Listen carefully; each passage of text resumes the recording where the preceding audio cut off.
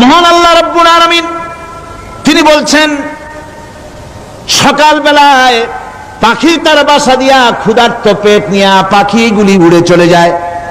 সাপ তার গর্ত থেকে বের হয় খালি পেটে, পাতি শ্রীগল খালি পেট নিয়ে গর্ত থেকে বেরিয়ে যায়।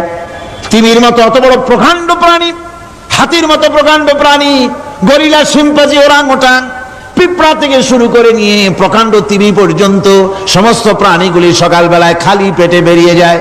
সারাদিন ঘোরাঘুরির পর আল্লাহ সুবহানাহু ওয়া তাআলা বলেন, সন্ধ্যাবেলায় সমস্ত প্রাণীর পেটগুলি ভরে আমি আল্লাহ তাদের বাসায় ফিরাইয়া দেই। আমি রহমান, এভাবে করি আমি আল্লাহ রাব্বুল আলামিন খাবারের বন্দোবস্ত করি, পড়ার বন্দোবস্ত করি, থাকার ব্যবস্থা করি।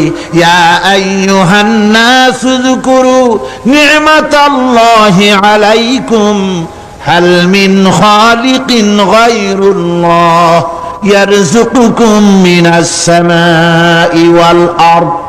ও পৃথিবীর মানুষেরা, ওই আল্লাহর স্মরণ করো, আল্লাহর নিয়ামতের শুকরিয়া আদায় করো।